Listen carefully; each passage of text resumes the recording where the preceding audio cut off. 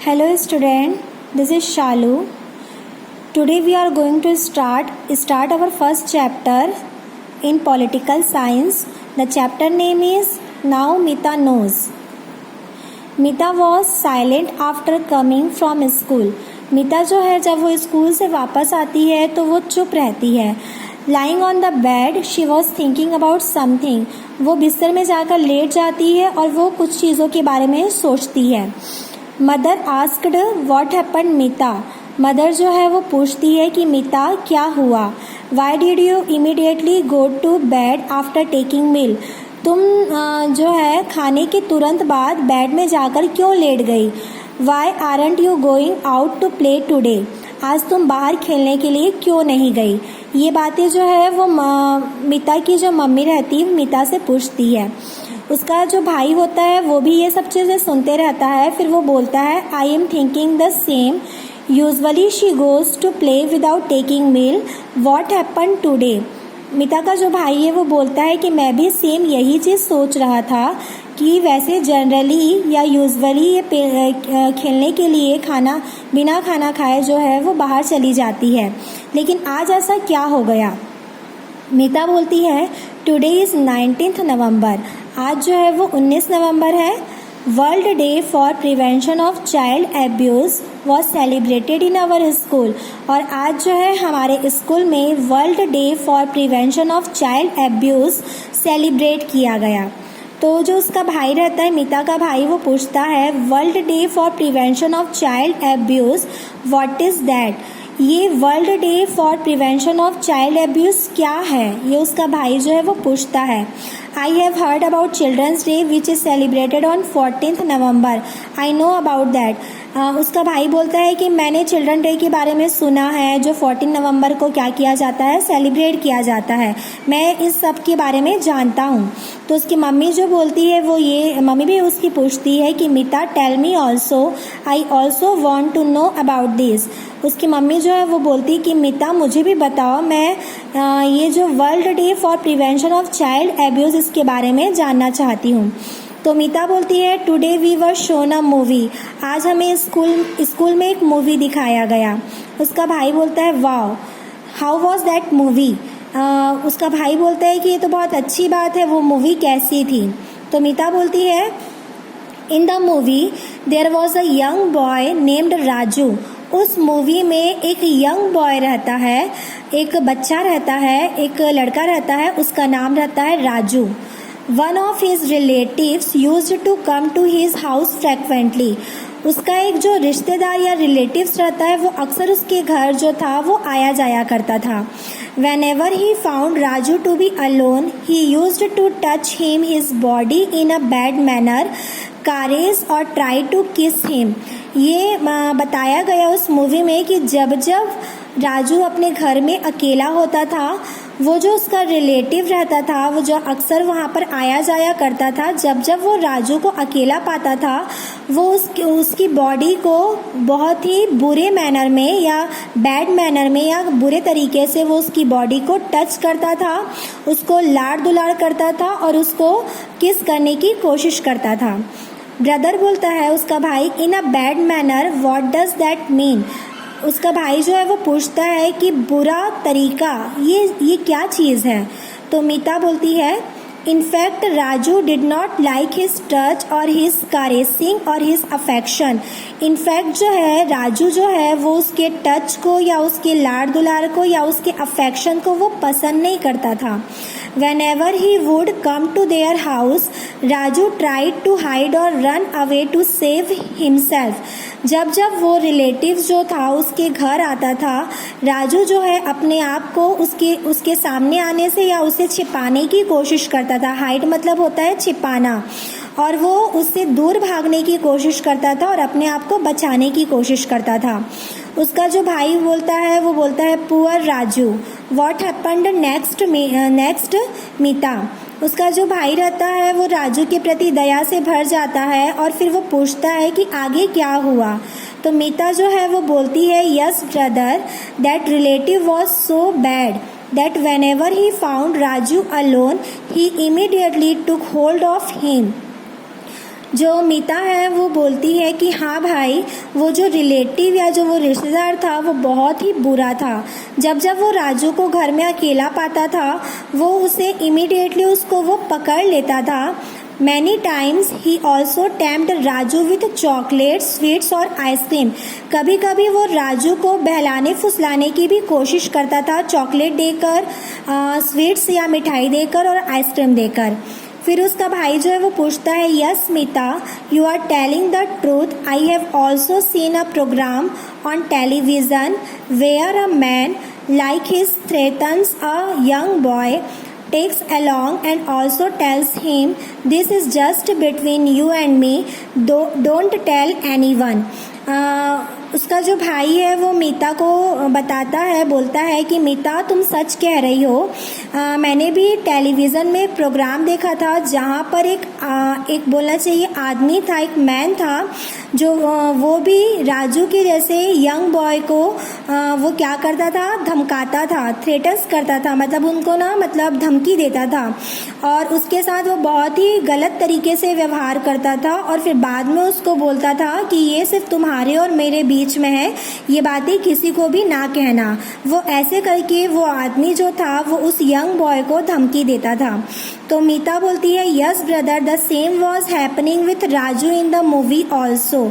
यहाँ पर भी मीता बोलती है कि हाँ भाई, यही सेम चीज़ मूवी में राजू के साथ हुआ। मतलब वो जो अंकल उसके साथ बैड मैनर में उसको टच करते थे, उसके साथ गलत बिहेव करते थे, वो उसको बोलते थे कि तुम ये बातें किसी को भी ना कहना।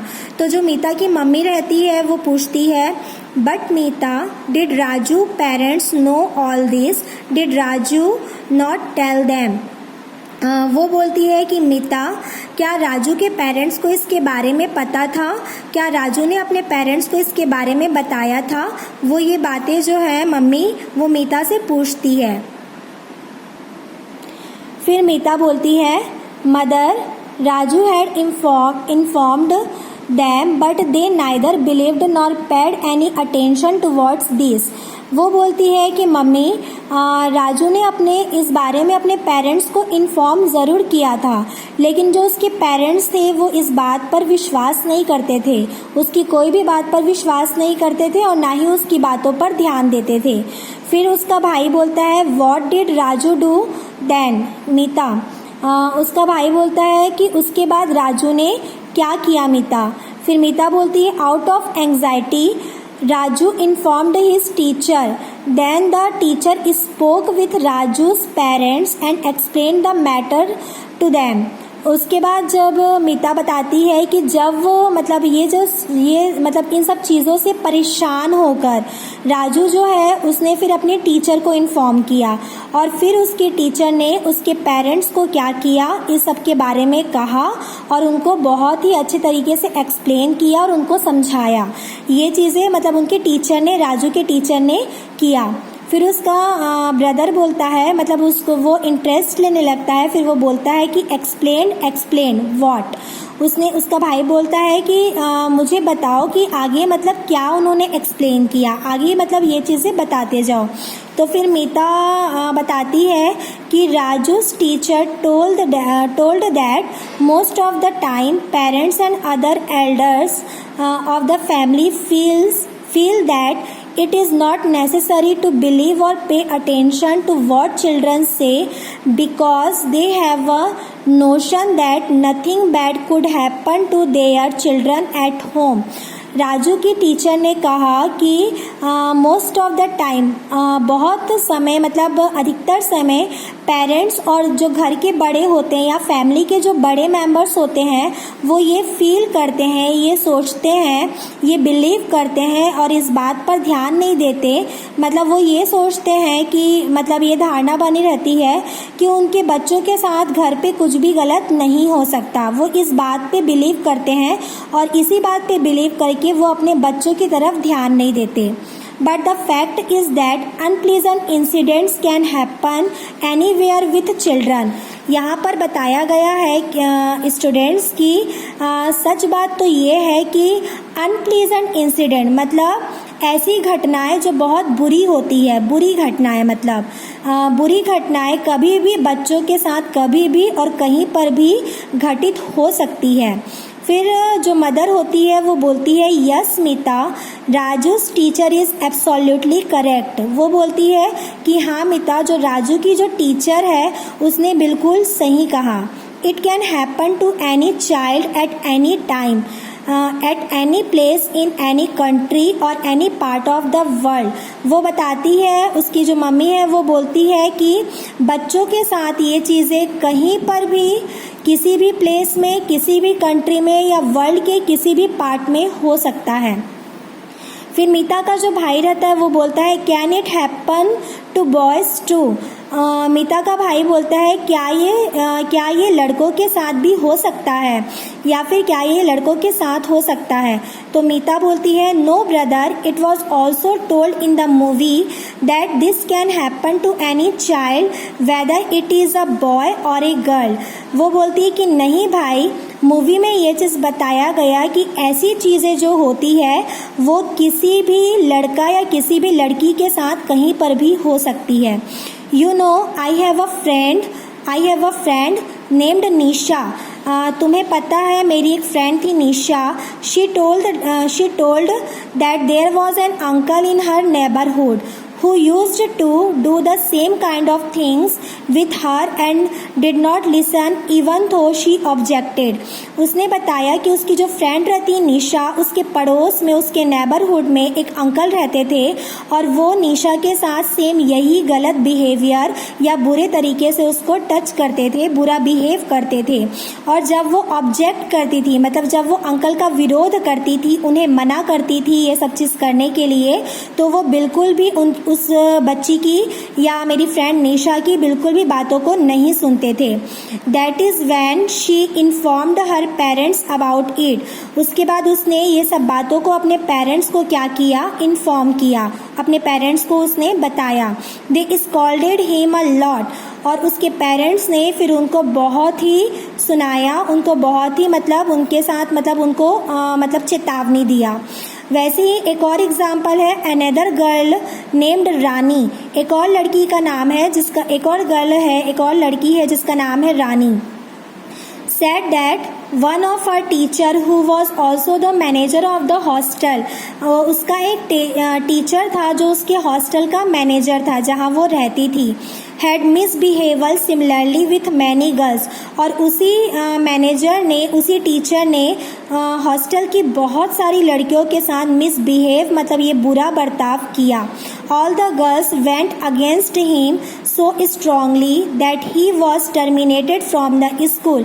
और फिर जब वो लड़कियों के साथ इतना बुरे तरीके से व्यवहार करता था तो वो जो लड़कियां थी वो सारी की सारी लड़कियां एक साथ होकर यूनिटी में उस टीचर के अगेंस्ट में हो गई और बहुत ही स्ट्रांगली उनको क्या किया, उन्होंने अपोज किया, उसका विरोध किया।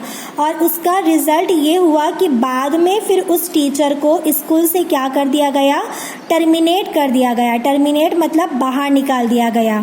तो आज की वीडियो में सिर्फ इतना ही टीचर। इससे रिलेटेड एक्सरसाइज में जो क्वेश्चंस है आप लोग उसको अपने नोटबुक में नोट कर लीजिएगा उसके आंसर को। Thank you.